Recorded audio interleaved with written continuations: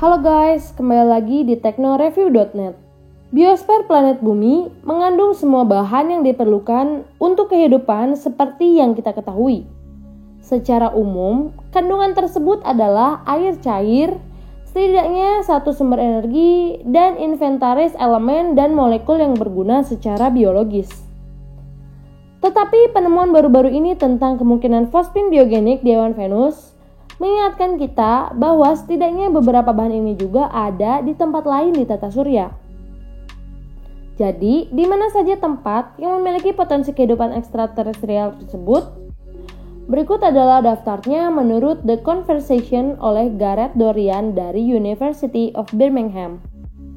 Yang pertama ada Mars. Mars adalah salah satu planet yang paling mirip Bumi di tata surya. Planet ini memiliki waktu 24,5 jam untuk berotasi, lapisan es kutub yang mengembang dan menyusut dengan musim, dan sejumlah besar fitur permukaan yang dibentuk oleh air dalam sejarah planet tersebut. Terdeteksinya danau di bawah lapisan es kutub selatan dan metana di atmosfer Mars yang bervariasi dengan musim dan bahkan waktu, menjadikan Mars kandidat yang sangat menarik untuk kehidupan. Sebagai gambaran, metana penting karena dapat diproduksi melalui proses biologis. Namun, sumber sebenarnya dari metana di Mars belum diketahui. Ada kemungkinan bahwa kehidupan sempat ada di planet tersebut, mengingat bukti bahwa planet ini pernah memiliki lingkungan yang jauh lebih ramah dibandingkan saat ini. Di masa kini, Mars memiliki atmosfer yang sangat tipis dan kering yang hampir seluruhnya terdiri dari karbon dioksida. Gas tersebut menjadikan Mars memiliki sedikit perlindungan dari radiasi matahari dan kosmik. Akan tetapi, jika Mars berhasil mempertahankan sebagian cadangan air di bawah permukaannya, bukan tidak mungkin kehidupan masih ada di sana. Yang kedua adalah Europa. Europa ditemukan oleh Galileo Galilei pada tahun 1610 bersama dengan 3 buah bulan Jupiter lainnya yang lebih besar. Bulan milik Jupiter tersebut sedikit lebih kecil dari bulan milik Bumi dan mengorbit planet raksasa itu pada jarak sekitar 670.000 km dan menuntaskannya setiap 3,5 hari. Bulan ini terus-menerus terjepit dan diregangkan oleh medan gravitasi yang bersaing antara Jupiter dan bulan-bulan Galilea lainnya, sebuah proses yang dikenal sebagai pelenturan pasang surut. Europa diyakini sebagai benda langit yang aktif secara geologis, seperti Bumi, karena pasang surut yang kuat memanaskan interior batu dan logamnya dan membuatnya sebagian mencair. Adanya permukaan es Europa adalah pertanda baik bagi para pemburu alien. Permukaan Europa adalah hamparan air berbentuk es yang sangat luas.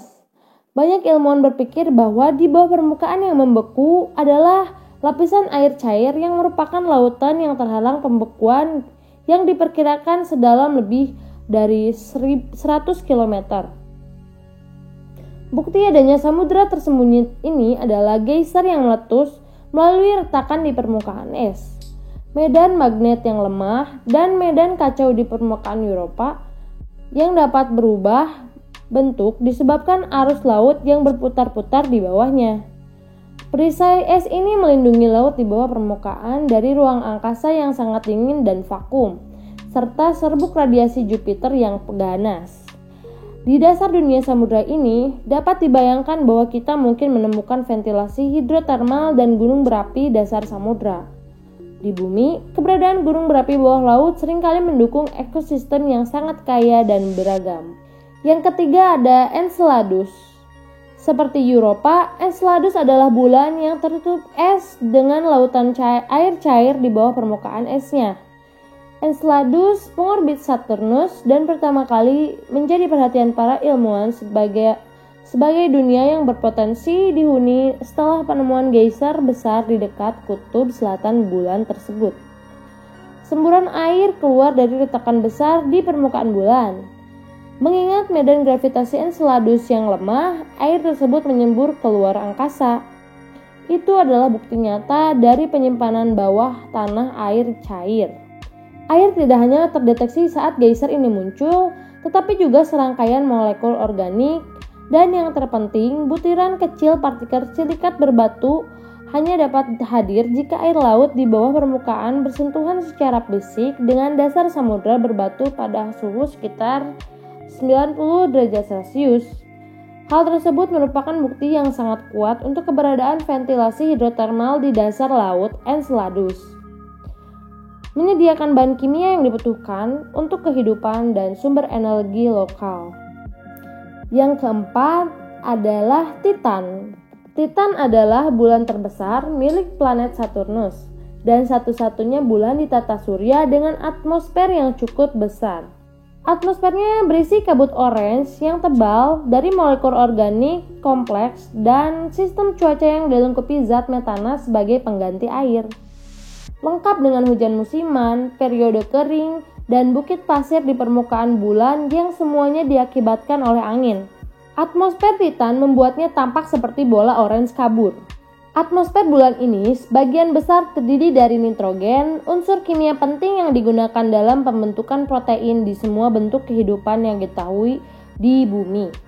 Pengamatan radar telah mendeteksi keberadaan sungai dan danau metana cair dan etana dan kemungkinan adanya kriovolcano atau gundukan yang mirip dengan gunung berapi yang menyemburkan air cair dan bukan lahar. Ini menunjukkan bahwa Titan, seperti Europa dan Enceladus, memiliki cadangan air cair di bawah permukaan tanahnya. Pada jarak yang sangat jauh dari matahari, suhu permukaan Titan adalah minus 180 derajat Celcius yang sangat dingin dan terlalu dingin untuk air cair. Namun, bahan kimia yang melimpah tersedia di Titan menimbulkan spekulasi bahwa makhluk hidup dengan susunan kimiawi yang berbeda secara fundamental dengan organisme darat di bumi bisa saja berada di sana. Nah, bagaimana guys? Apakah kamu tertarik dengan keberadaan makhluk ekstraterestrial yang berada di tata surya kita?